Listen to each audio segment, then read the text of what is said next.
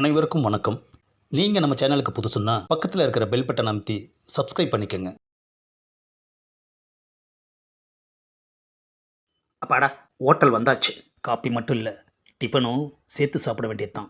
ஏன்னா இவன் இன்னும் எவ்வளோ தூரம் நடத்தி இழுத்துட்டு போவான்னு தெரியலையே. என்னது, மனசுக்குள்ளேயே நம்மளை திட்டுறா போல இருக்கு. திட்டட்டும்.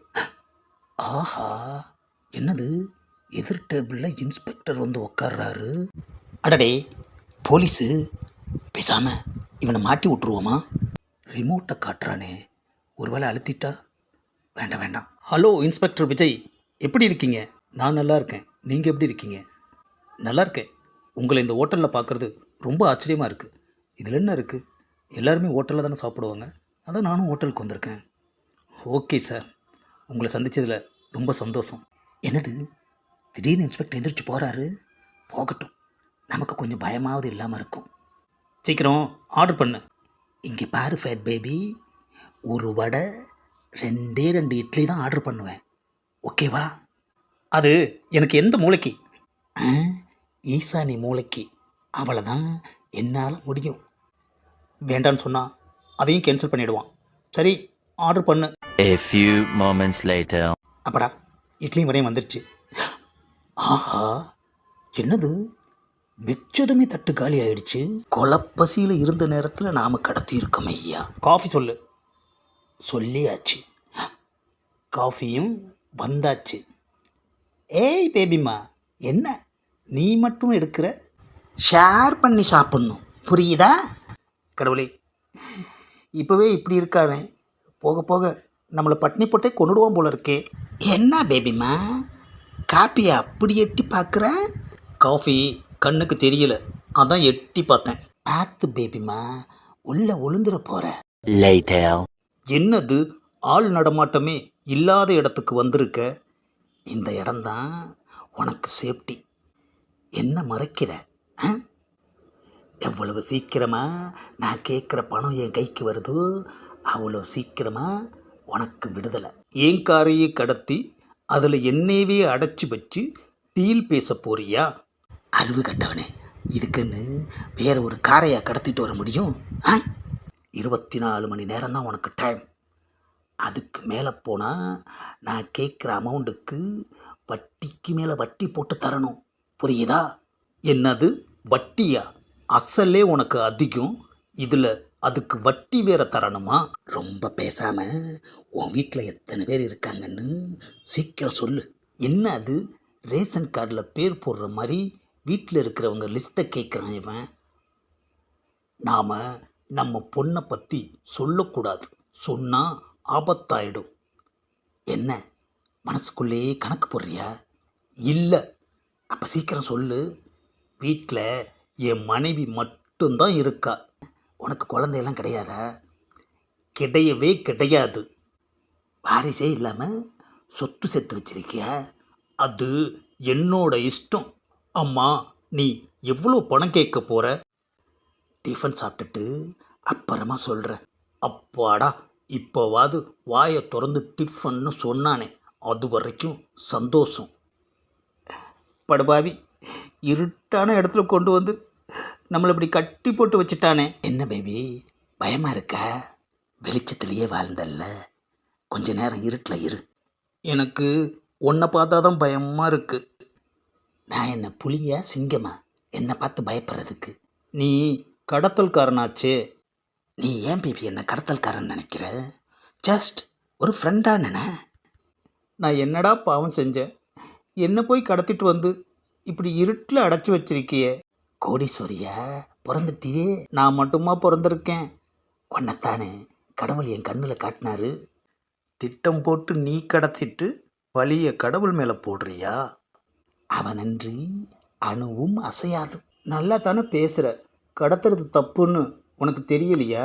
வயிறு இருக்கே, வயிறு வயிறு சத்தம் கேட்குதா? எல்லாருக்கும் தான் வயிறு இருக்குது, ஆனால் பாதி வயிறு நிறைய மாட்டேங்குது. அரைகுறையாக சாப்பிட்டா எப்படி நிறையும்? நான் பாதி மக்களோட வயிற்ற சொன்னேன். செய்கிறது கடத்தல் வேலை, இதில் சமூக அக்கறை வேறையா? தொழில் எதுவாக இருந்தால் என்ன, சமூக அக்கறை இருக்கிறவன் தான் உண்மையான மனுஷன். இப்போ எனக்கு பசிக்குது. முதல்ல டீல், அப்புறம்தான் டிஃபன். ஓகேவா? என்ன மூச்சு வாங்குது? ஏண்டா, லிஃப்ட் இல்லையா? வாழ்க்கையில் லிஃப்ட் இல்லைன்னா தான் வருத்தப்படணும். நம்ம போகிற வழியில் லிஃப்ட் இல்லைன்னா படிக்கட்டை தான் யூஸ் பண்ணணும். புரியுதா? பரதேசி 2 இட்லியும் பாதி காப்பியும் வாங்கி தந்துட்டு பஞ்சு டைலாக் பேசுகிறான் பாரு. ஆஹா, ஹவுஸ் ஓனர் பார்த்துட்டாரே, என்ன சொல்ல போகிறாரோ? ஏன் தம்பி, இவங்க யாரு? பார்த்தா தெரியல, சொந்தக்காரங்க. அப்பன்னா வாடகையில் ஒரு 2000 ரூபா சேர்த்து கொடுத்துருங்க. ஆஹா, 2000 ரூபா ஏற்றிட்டான் ஐயா. ஒரு ஆளுக்கு 2000 ரூபாய் அதிகம். அவன் உன்னை ஒரு ஆளாக நினைக்கல, போதுமா? அப்பாடா, ஒரு வழியா மேலே வந்தாச்சு. என்னது, கயிறு நாற்காலி எல்லாமே ரெடியாக வச்சுட்டு வந்திருக்கிறான். என்ன பார்க்குற? முன்னேற்பாட்டோட தான் உன்னை கடத்தியிருக்கேன். எல்லாமே ஒரு நாள் வாடகைக்கு தான் எடுத்திருக்கேன். புரியுதா? வீட்டில் ஒரு பொருள் கூட கிடையாது. கமலஹாசன், ரஜினிகாந்த், விஜய் ஃபோட்டோ மட்டும் அங்கங்கே இருக்குது. பேபிமா, உன்னை வச்சு தான் என் பட்ஜெட் ப்ராப்ளத்தை சரி செய்ய போகிறேன். என்கிட்ட பணம்லாம் கிடையாது. ஏய், பிசிஓவில் நீ பேசுனதை கேட்டேன். பணத்தையா திங்க முடியும்னு கேட்டல்ல? ஏன் திங்கிற? அதை அப்படியே என் பக்கம் கொட்டு, நான் பொறுக்கிக்கிறேன். பண்ணாட, நம்ம ஃபோனில் பேசினதை கேட்டுட்டு தான் நம்மளை கடத்தியிருக்கான். ஆமாம், எவ்வளோ கேட்போம் அமௌண்ட்டு? யோசிச்சுட்டு அப்புறமா சொல்கிறேன், போதுமா? வீட்டுக்காரரும் பொண்ணும் இந்நேரம் என்னை தேடிக்கிட்டு இருப்பாங்களே. பேபிமா, இந்த நாற்காலியில் உட்காரு, உன்னை நான் கட்டி போடணும். அட பாவி, கண்ணா பின்னான்னு கட்டுறானே. டேய், வலிக்குதுடா. ஐயோ எம்மா. ஏண்டா, கயிறு கொஞ்சம் பெருசாக வாங்கியிருக்க கூடாதா? Budget problem baby. ஏண்டா, எதுக்கெடுத்தாலும் பட்ஜெட் ப்ராப்ளம்னு சொல்கிறியே, அப்புறம் எதுக்கடா என்னை கடத்தின? Very simple baby. என் பட்ஜெட் ப்ராப்ளத்திலிருந்து நான் ரிலீஃப் ஆகிறதுக்காக தான் உன்னை கடத்தினேன். போதுமா? அது மட்டும் இல்லை, நான் யாரையும் கொடுமைப்படுத்த மாட்டேன். புரியுதா? ஏண்டா, என்னை கண்ணா பின்னான்னு கட்டி போட்டுக்கிட்டு கொடுமைப்படுத்த மாட்டேன்னு சொல்கிறியா? அப்போ இதுக்கு பேர் என்னடா? கோவிந்தன், பட்டு, பிரீத்தி இவங்க 3 பேரையும் கடத்தினதுக்கப்புறம் அந்த பங்களாவோட மெயின் கேட், அதாவது வாசக்கதவு திறந்திருக்கு. வீடு உள்ள வெறிச்சோடி போய் கிடக்குது. டிவியில் மியூட் பண்ணி கார்ட்டூன் சேனல் ஓடிக்கிட்டு இருக்கு. 3 ரூம்லேயுமே லைட் எரிஞ்சிக்கிட்டு இருக்கு. ஏசி ஓடிக்கிட்டு இருக்கு. பிரீத்தியோட செல்ஃபோன் அவள் சார்ஜர் போட்ட இடத்துல அப்படியே இருக்குது. அமௌண்ட்டை முடிவு பண்ணுறதுக்கு முன்னாடி நாம் ஆளை தூக்கிட்டோங்கிறத பத்மநாபன், பரஞ்சோதி 2 பேருக்கும் சொல்லுவோம். ஆஹா, பரஞ்சோதியோட குரல் வருது. பாஸ்கர், நான் ஆளை தூக்கிட்டேன். என்னது, நமக்கு முன்னால் முந்திக்கிட்டு சொல்கிறான். சரி பரஞ்சோதி, நானும் ஆளை தூக்கிட்டேன். பத்மநாபனுக்கு கான்ஃபரன்ஸ் போடுறேன். பாஸ்கர், நானும் ஆளை தூக்கிட்டேன். ஓகே, அமௌண்ட் வாங்கினதுக்கப்புறம் நாம் நேரில் மீட் பண்ணுவோம். ஓகே? என்னது, 2 பேரும் நிஜம் சொல்கிறாங்களா இல்லை போட்டிக்காக கௌரவ போய் சொல்கிறாங்களா? இவனுங்களால் அல்வாவை கூட கடத்த முடியாது, ஆனால் ஆளை கடத்திட்டுன்னு சொல்கிறாங்க. இப்போவும் நான் தான் நம்பர் 1. Later.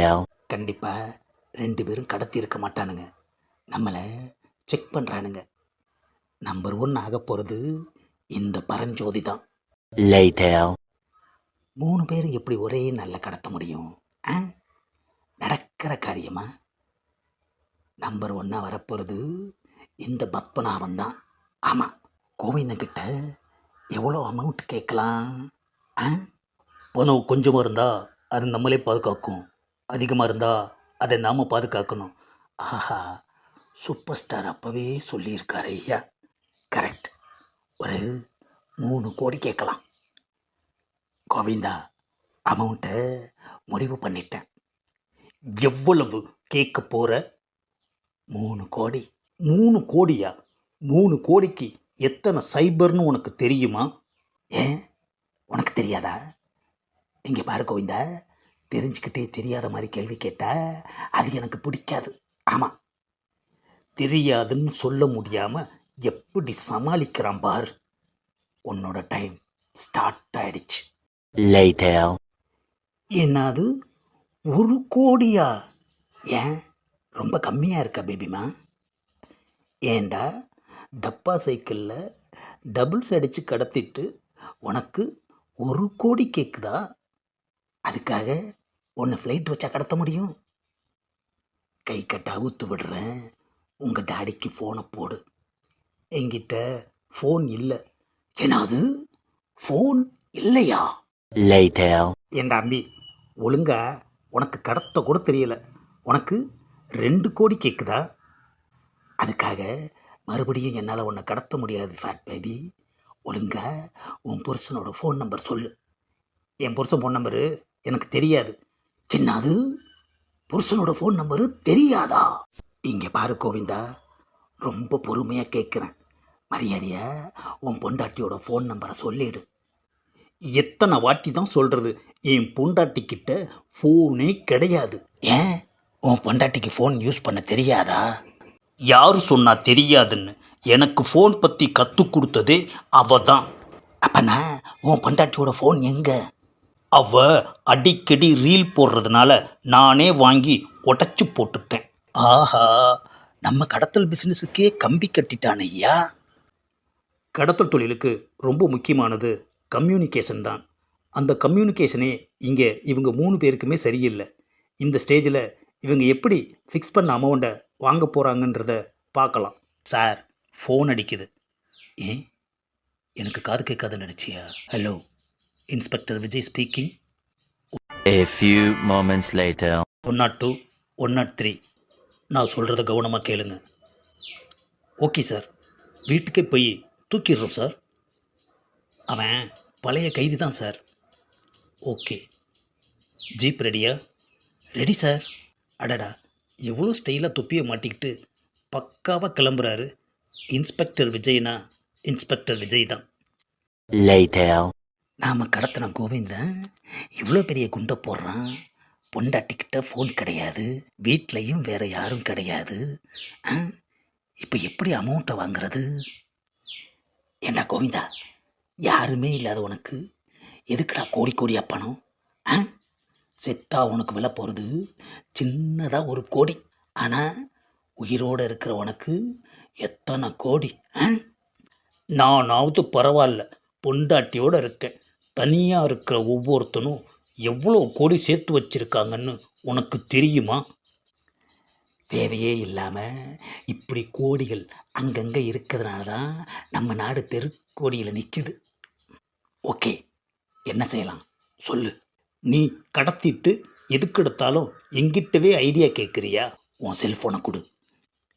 என்னது, செல்ஃபோனில் ஒரே ஒரு நம்பர் தான் இருக்குது?